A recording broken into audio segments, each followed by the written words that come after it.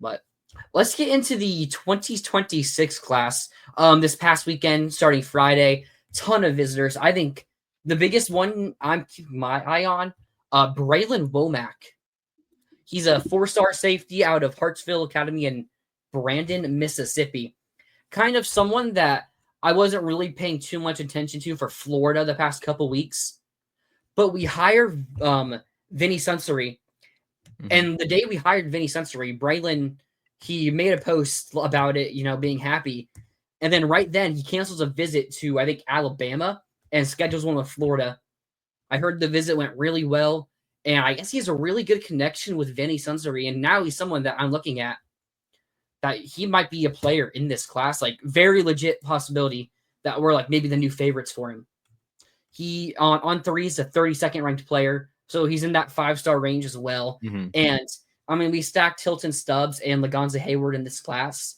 I mean, you go and get Braylon Womack, who's currently in that 5-star range. Don't know how he'll do the next year, obviously. But someone that, if at this point, is someone that you would really want. Yeah.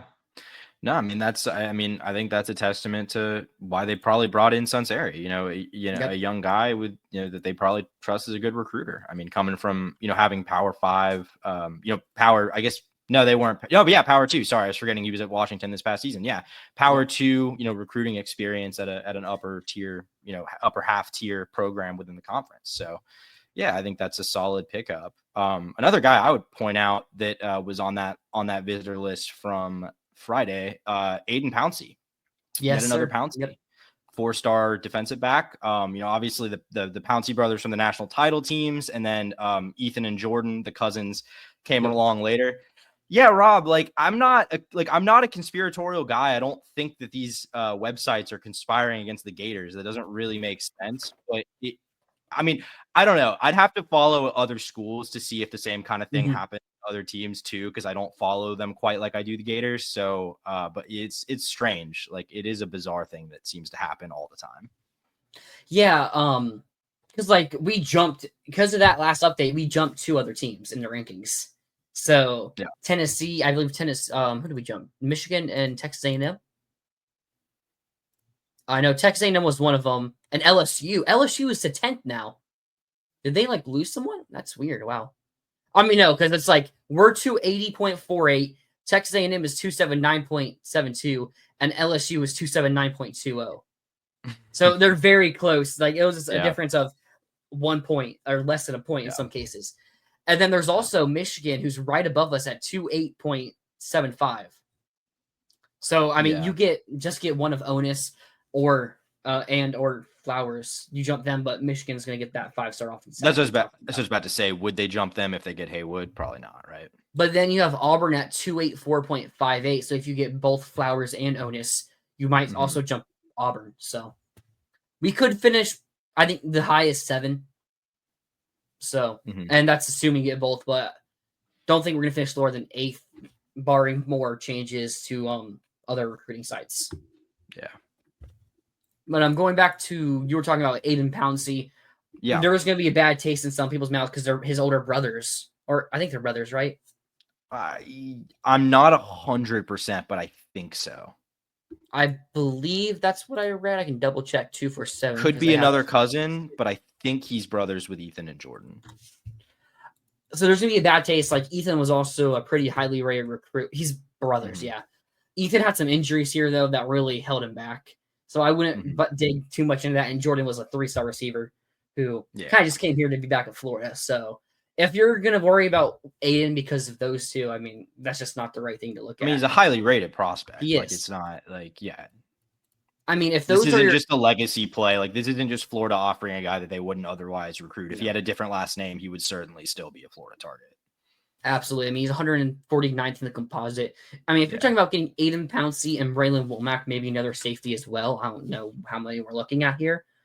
I mean, that's a really good safety class. Yeah. I mean, after that would be back-to-back really good safety classes. It would.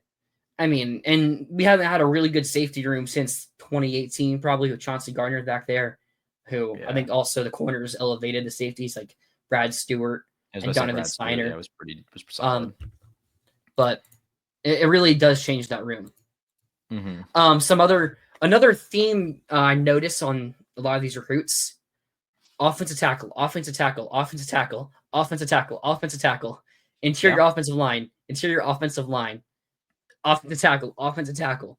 They're really recruiting the trenches. I mean, we're projected to lose 4 of our 5 starters, maybe Yeah. 4 minimum, I assume, maybe 3. Sorry, 3 minimum, 4 maximum, probably.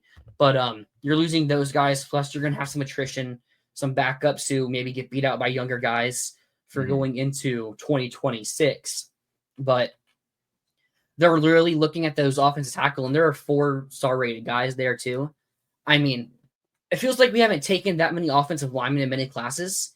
And when we do, it's like one, maybe another lower rated 4-star, and then like a couple 3-stars. Yeah. If we're able to get a couple like 3 or 4 4-stars offensive linemen in this class, I mean, you really look at the room, and it's like, yeah, we haven't got that 5-star. I mean, I really doubt we do get it in this class either, unless we somehow make a big push for like Emmanuel and Honcho or something like that. But I do think there is a theme here with going after these a lot of offensive linemen and also defensive linemen in the class. Yeah, for sure. Maybe we've talked about this on the show before. I think Florida's offensive line development has been pretty solid, all things considered. But I think they're doing that in spite of the fact that they haven't recruited the position particularly well. I'd say it's the pretty clear weak link in terms of positional recruiting for the team, right, for the program right now, which is disappointing considering the emphasis Billy has put on it with 2 offensive line coaches and stuff. But it's nice to see them going after these guys because they haven't really signed a lot of, a lot of blue chip, highly rated offensive linemen, like you said. It's been a lot of taking lower rated guys with good measurables that, guys that they think can develop into really good players. And they've been mostly right on those counts, I would say. But I do think there's something to be said for developing elite talent. I mean, because outside of Jake Slaughter, there's probably not like a highly rated NFL guy. Well, I'll say Brandon Crenshaw Dixon's starting to get like 4th round draft pick potential. So that's solid. I mean, you that's look at solid. him. And I meant looking at the offensive line next year. Well, I was about to say, I just randomly look at draft classes, and I think this is from like January 15th. Let me fill a mock draft. I saw one mock draft. Now, it was wild to me to look at, but I also kind of see it a little bit. Austin Barber going in the 1st round. That's crazy. That's not trying to diss Austin Barber, but that is wild. That was my first my first thought. But they really talked about it. Let me try to pull it up right here. I think it was, I'm finding it in 19th to the Falcons. By the 2026 NFL draft, Atlanta could use a replacement. Barber has some growing pains, but also showed potential in 2023. In 2024, he got better as the season progressed and turned into a solid blocker to protect DJ Lagway. The 6'6", 315 pounder could be a riser in 2025. So it's a lot of projecting. Yeah. Which, like, when you're this early on, you're going to see a lot of projecting, like who will be good and who won't be. So I understand. Which, I mean, makes sense in a way. Like, he's got good size and he has did quite a bit of starting experience at this point. So you can kind of see like the logic there. I'd be pretty surprised if Austin Barber ends up being a 1st round pick next year, but I wouldn't be surprised if he's like a day 2 guy. I don't think that would necessarily surprise me. And then you also have like Damian George has played really well at right guard, and like guards, they don't really get to look at as much because like usually when you have a guard that goes in the 1st round, it's a offensive tackle who they get to the NFL and they're like, okay, this guy just can't play tackle. Like a Tevin Jenkins from a couple of years ago that just first comes to mind, who's now a guard. So we'll see where they you have to be like Quentin Nelson level to get that kind of rub just as a straight up guard in college. And it's even tougher for centers. Like you never have a center go in the 1st round. Well, Jackson Powers Johnson was the best center in the class last year, and he went like what, mid-second, something like that, early mid-second. Jackson Powers. I don't remember exactly, but he wasn't a day 1 pick. I'm almost positive. The Oregon guy from last year who went to the Lions? Who took? I can't remember who took him. Let's see. Just 44th pick to the Las Vegas Raiders. Yeah. Okay. So yeah, so like there you go. Like mid-second. I'm pretty sure the first center off the board last year and was like the most highly touted guy during the pre-draft process went 12 picks into the second round. Like that's just the positional value we're talking about here. And then like Creed Humphrey, did he go early second or first round a couple years ago to the Chiefs? I can't remember. Can't remember either. But I know he was a dominant center as well. It's like he's going that late, and I mean, yeah. But Slaughter, like I'm not saying Slaughter's gonna be a first round pick, but I think Slaughter, wherever the first centers start going in 2026, I think he'll be one of the first off the board. Yeah. So assuming he has a good season next year. Which yeah, obviously. But he was what the highest graded center in college football, PFF this year. Mm-hmm. Yeah. Some wide receivers I also want to talk about. Samari and Wingo from St. Augustine, Florida. We're targeting like a bunch of receivers that are like the top level, like top 50, top 100. But Samari and Wingo, he's a kid rated 208 in the On3. What is it called? The On3. On 300 industry ranking. Industry rankings composite for them. Okay. So he's rated in like the 200s, high 100s, depending on the site.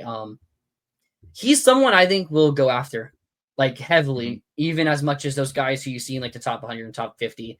He's 6'3", 180, has really good speed, has the height. I think he's someone you also see jump up the rankings. That's someone that I'm personally looking at that I think is going to be a really good player. And I know we're also really going after him. You also have like receivers like Jabari Brady, who's in that top 50 area, who's also out of Fort Lauderdale as a different school, I believe. Someone I know we're also going after a lot. He also was on a visit this past today, yesterday, past couple days. And FSU commit Darian Williams, another guy in that like top 100. I believe we're looking at him as a wide receiver. Maybe he's also at a plant where Waltez Clark came from in Tampa. So have some ties there. And I know we're really pushing to try to flip him.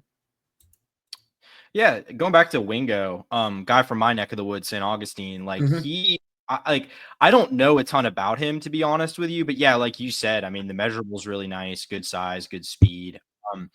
And I mean, I'll just say, like, you know, I kind of agree, just historically speaking, that I could see him taking a leap in the rankings this year, just because knowing, you know, coming from St. Johns County, like a lot of those guys that are good prospects in St. Johns County don't necessarily get the attention, at least early on in the process, the guys in, you know, Miami or Orlando or Tampa or even Jacksonville proper do. So, you know, I think a guy that definitely could rise, especially if he has a productive season. Is there anybody else you want to talk about in this 26 class that you should really keep an eye on or be looking at?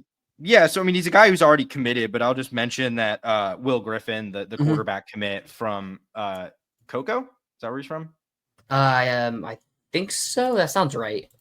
Anyway, yeah, he was on campus. You know, I think Florida seems pretty solid with him. I'm not saying that as if like I was worried that he was going to flip, but I think it's really important to keep your, you know, it's nice to have your quarterback locked in, keep getting him on campus, get him on campus with so many guys, like such a busy visit weekend to have your quarterback commit there, because as we saw with Lagway, you know, that quarterback, when they commit early, are oftentimes I mean, I don't know how vocal Will Griffin is as a recruiter. I'm not like putting that on him, but you know, a lot of those guys end up being pretty key to securing the rest of the class sometimes. So I think it's really good that Florida's had him on board. He seems to be unwavering, and they had him on campus for such a with so many other top prospects coming through. Will Griffin's of Jesus in Tampa. Tampa. Okay, I don't know why I was thinking. I was thinking of I was thinking of the guy last year, Brady Hart. I think is the guy that was from Cocoa. I don't fully know. Doesn't matter. I just got confused with another guy. There were some players I want to talk about. Twins, actually.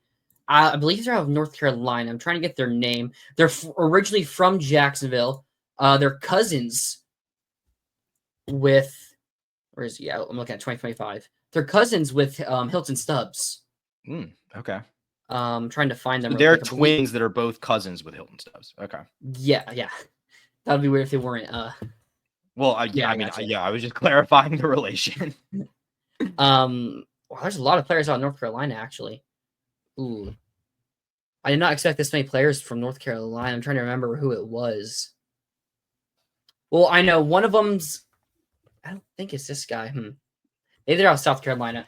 I can't remember they were, but I know one of them, he's an edge rusher. He's like 6'6", really good measurables. I'll try to find their name later on. But cousins with Hilton Subs. Billy Napier was visiting them, originally from Jacksonville. Did I say Tampa? I meant Jacksonville. No, you said Jacksonville. Oh, I did say Jacksonville. Okay. Yeah. But pretty highly rated guys. Now his twin is unranked. Xavion Griffin Haynes, is that one of them? That sounds right. Yeah. Where are they? Why can't I find him on here? They he's in North Carolina. Yeah. North Carolina. Oh, here he is. Okay.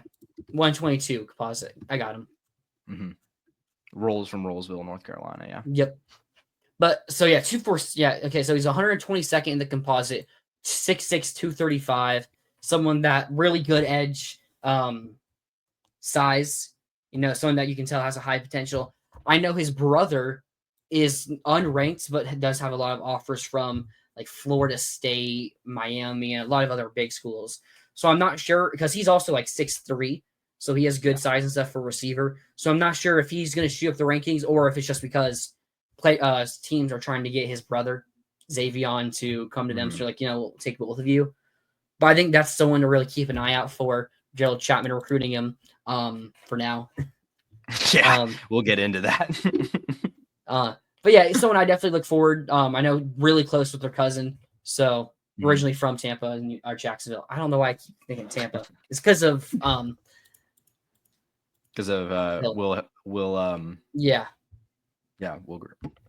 Griffin. Yeah. Oh my goodness. Will Griffin. Sorry. Huge brain farts. Yep. But I think that's everything I want to talk about in this 2026 class. Maybe we'll get some commitments soon. There's gonna be more visits coming up and everything. Yeah. So maybe Onus should hopefully be part of this class on Wednesday. So that'll be fun to talk about next week. Yeah, just one last note before we move on. Just like talking about the brother, being unranked at this moment, and just, guys' rankings in general that we think have the potential to rise. Like, I wouldn't pay a ton of mind to where guys are currently ranked, as we've seen things change a lot during guys' senior years. Not only, are they getting evaluated a lot more just because they're the ones who are in the attention, getting the attention. They're the ones going to camps, doing these All-American games and stuff. So things can change a lot. I wouldn't be too hung up on where guys are rated until we really get past signing day and move forward into the 2026 cycle. Yeah, I'll point out Joseph Mbachu. This time last year, he wasn't even ranked. He didn't have any offers until Florida came in, and then now he's a 4-star prospect that we had to flip back from Texas to get him in this class. So you can see players go from unranked to top 4-star, 5-star level players. So if they're ranked right now, they could finish anywhere in this class, 3-star, 5-star, stay where they are. So can't really worry about it right now.